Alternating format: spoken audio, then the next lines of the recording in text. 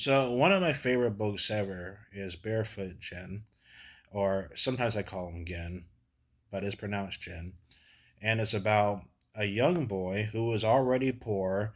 He grows up in a time during World War II in Japan, and it's horrible. He deals with bullying. He has his family, they're poor. They can barely afford food, and a lot of the book is just them starving in this because it's World War II Japan. Food is limited, and the government is very corrupt. The citizens, they don't have much freedom, and if you dare say any negative things about the government, you can risk getting punished by police, your own neighborhoods, your own neighbors, all that kind of terrible stuff. And to make things even worse is that one day in August, the USA decides to drop a bomb on Hiroshima, a nuclear bomb that killed hundreds of thousands of people. And Jin ends up surviving, and he ends up losing his family, or at least most of his family. As the story goes on, eventually more family members pass away from radiation sickness, and Jin still keeps going on. And yeah, and you know what's crazy? You know what's crazy? The author of this manga is Keiji Nakazawa. And Keiji Nakazawa, he was actually a Hiroshima survivor. He wrote this story because he wanted to spread awareness about how you shouldn't trust your government, or, you know, uh, there's like a lot of social commentary in this book. But outside of the social commentary, you want to know what else I got inspired from this book? It's the fact that no matter how bad things got, Jen kept on going. He didn't fall into depression when even though he rightfully could have. He never ever considered taking his life. In fact, reading this manga, there are so many moments where characters who also survived the bomb, they just want to kill themselves. Because why? Because why not? They lost everything. They got horrific injuries from the bomb that's going to last forever. The economy is terrible. People have been American soldiers even raped Japanese women. It's a terrible situation, and yet, despite all that, there's not a single moment in this manga where Jen ever tries to commit suicide. Why is that? You're in this hopeless situation. You're poor. You lost everything. You lost family members, and he still keeps on going. Well, the better question I would ask is, why should you end it? Because I mean, you're gonna eventually pass away anyway. You don't need to speed up the process.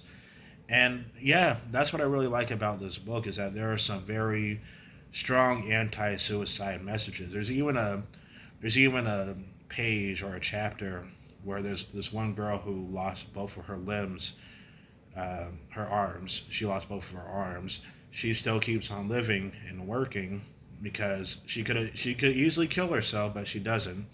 There's another girl who has a scarred, messed up face from the bomb, and she tries to kill herself as well because now that her face is all messed up, she can't really.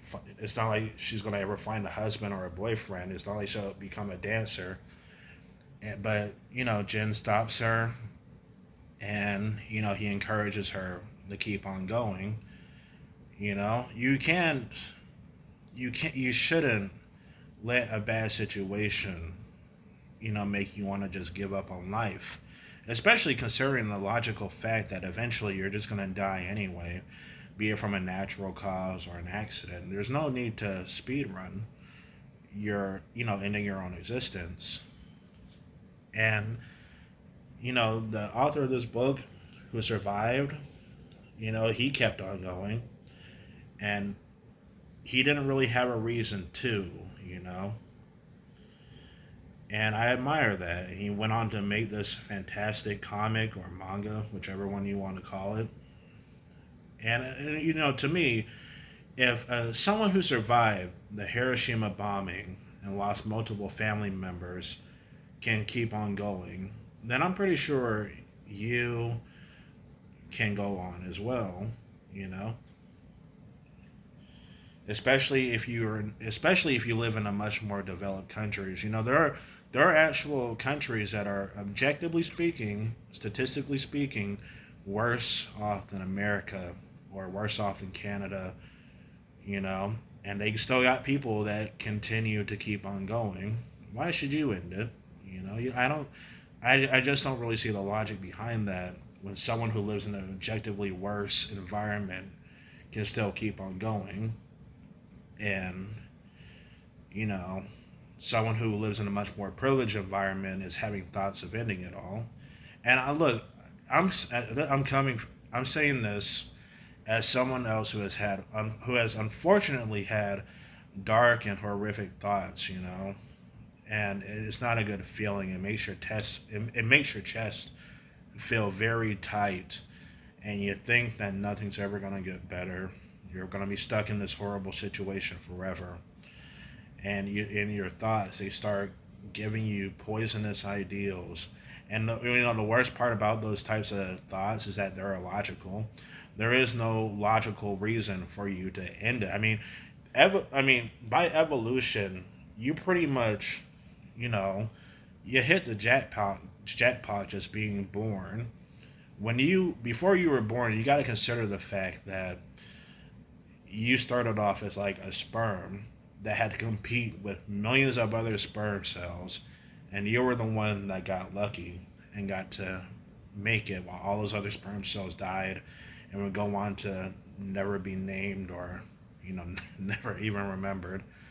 And not only that, but you also got to consider the fact that your parents got together to make you, and your parents got together to make your parents, and their parents got together. You know, you gotta realize how fascinating it is that your existence is literally a result of multiple thousands, if not millions, of generations getting together. You know, so while you're here, you should just keep on going. Why bother, just ending that one jackpot of you making it? And if things are bad for you, I'm almost certain they'll get better because I've been in bad situations too, and I still kept on going. For me personally, what did I use to keep on going? Well, I tried having perspective. You know, like if someone in Somalia can still keep on living, then so can I. I realize that bad situations are usually temporary. And, it doesn't have to be as extreme as comparing yourself to someone in a third world country. There are, in America, there are felons, people with a felony. These people, they have a hard time getting a job. They come from a horrible background. And because they got a felony, they struggle with getting benefits. I even know someone who can't even get food stamps because they got a drug felony. But these people who have felonies on them, they still keep on going. If someone with a felony can keep on going, I'm sure that you're strong enough to keep on going as well.